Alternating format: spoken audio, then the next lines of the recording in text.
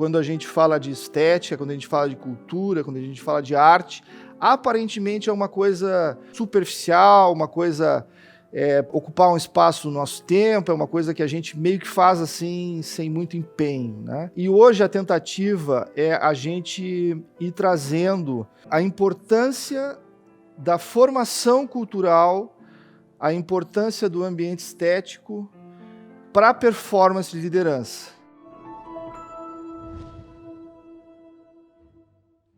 A gente foi formado e vamos dizer assim, preparado num ambiente de desconexão, onde a gente separa a vida profissional, vida pessoal, aspecto de amizade, hobbies, gostos, etc, etc, etc. E a FOI diz o seguinte: nós somos um todo, onde uma coisa interfere na outra. Se eu não tenho esse todo harmônico, esse todo proporcionado, que é a minha vida, eu vou ter impactos que muitas vezes a gente não faz conexão. A gente não faz conexão. Por que a minha performance caiu relacionada com a utilização do meu tempo livre, né? O tempo que eu deveria utilizar para me alimentar de coisas que tocassem a nossa inteligência, né? Que provocasse a nossa inteligência, a nossa sensibilidade, né? A importância da gente ter um espaço, não precisa ser uma casa grande, um espaço não precisa ser uma casa, mas um espaço nosso, né? A importância da gente personalizar o nosso espaço. Porque eu não entendi esse negócio, né? Eu ainda tinha uma lógica assim, financeira, mas eu vou botar não sei quantos milhares de reais numa casa, milhões de reais numa casa, eu vou fazer um investimento, vou botar o dinheiro para trabalhar. Eu tinha essa lógica financeira de fazer o patrimônio funcionar. Eu não entendia o quão a casa representa o nosso espaço de crescimento também no negócio. Por quê? Porque a nossa grande, não vou dizer a única, mas a principal, o ponto de partida do nosso negócio, da nossa vida, é a nossa inteligência. E a nossa inteligência, ela é presente em um corpo físico. Nós somos seres espirituais, porém encarnados. Então, o nosso primeiro corpo é o corpo físico. Se esse corpo físico não está bem, se esse corpo físico não está saudável, redondo, a gente não consegue estar na ponta dos cascos para fazer as coisas. Então, a nossa primeira casa é o corpo. A nossa segunda casa, o nosso segundo corpo é a casa.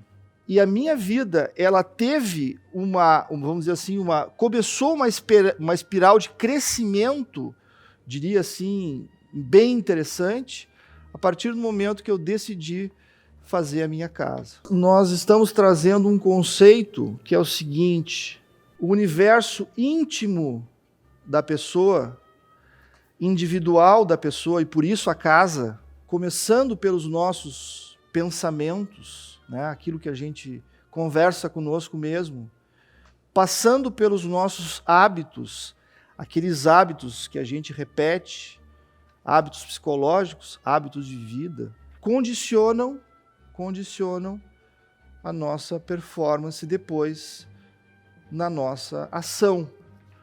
Então, isso é uma novidade absoluta que a FOIL traz, ou seja, se eu quero melhorar a minha performance no meu trabalho, na minha atividade, na minha empresa, seja lá o que for, eu tenho que também cuidar do milicismo cotidiano, das minhas pequenas coisas.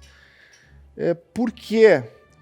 Porque como eu administro as minhas pequenas coisas, como, por exemplo, eu tenho ou não tenho prazer naquilo quando eu estou sozinho, fazendo alguma coisa, aquilo ou me reforça, ou me alimenta, ou me energiza, para depois, quando segunda-feira a gente volta para a ação, ou aquilo me deprecia, me coloca em depressão. E aí eu começo segunda-feira já mais cansado, com a minha inteligência mais lenta. deveria estar mais descansado, mas o que a gente vê é que segunda-feira é um dia que as pessoas estão mais cansadas. E a gente fala do tempo livre do final de semana, mas a gente tem o tempo livre do dia, ou seja, o horário que a gente acorda, o que a gente faz antes de começar a trabalhar, o horário da noite. Então, tudo isso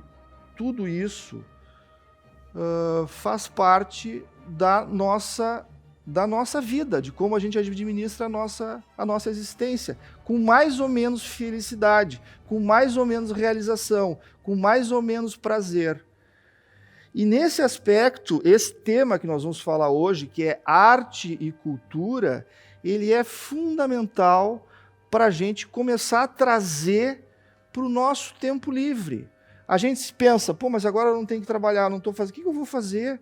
Ligo a TV, vou ver um seriado, vou maratonar uma série. Ou seja, a gente entra num consumismo de tempo. Mas e se eu fosse fazer uma outra coisa?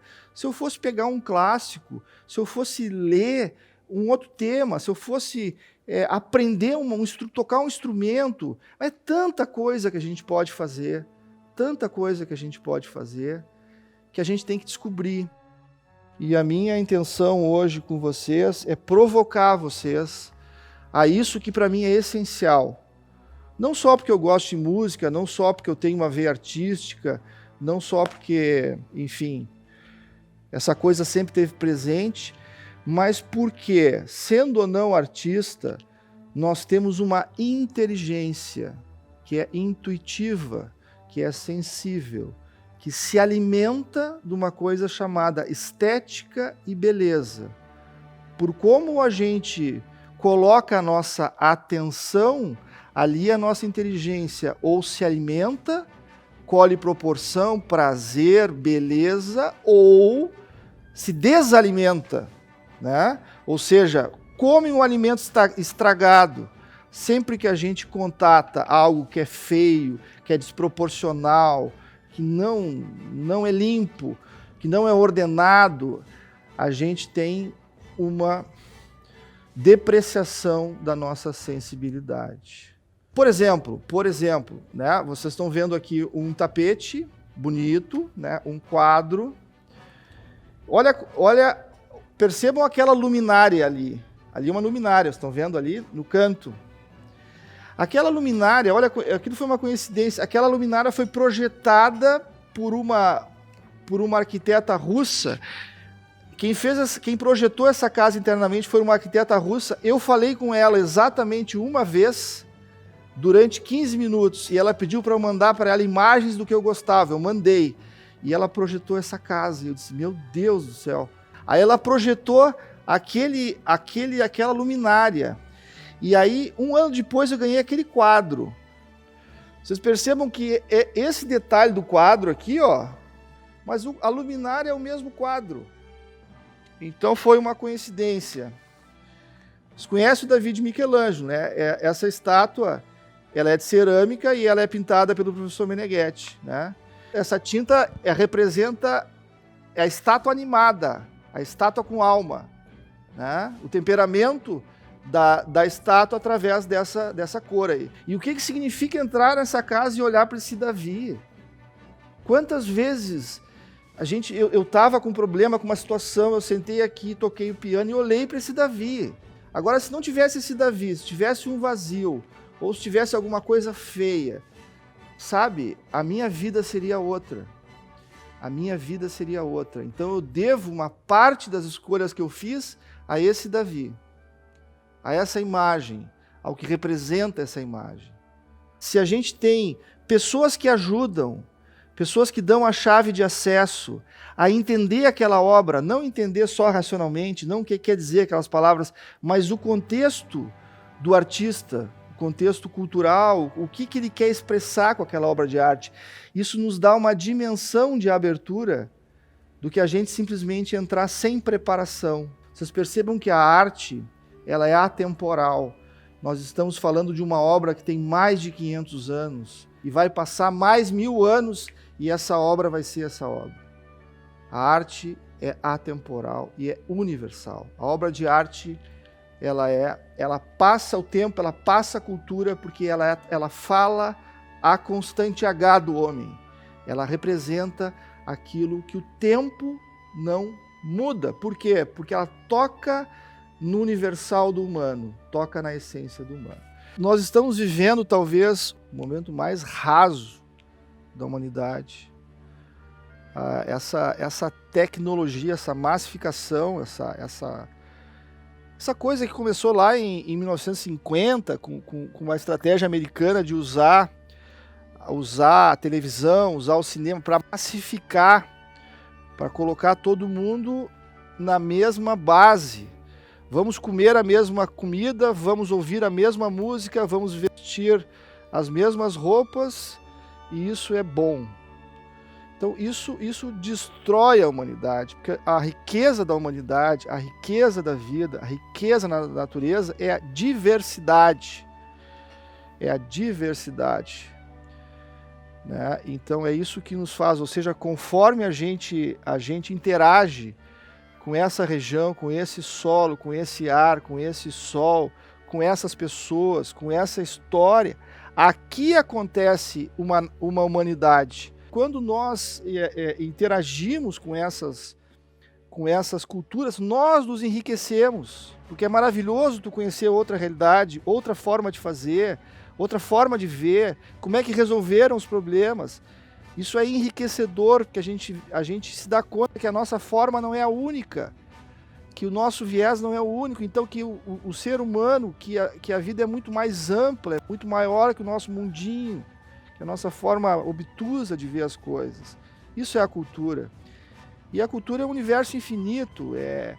A gente pode pegar da música, a bebida, a literatura, ao que for, ao chocolate, todo produto humano, ele tem uma aplicação cultural. Basta você ter ali naquele produto, naquele manufaturado, uma inteligência superior, ou seja, que leva aquele produto a algo superior. Ou seja, isso faz parte da humanidade.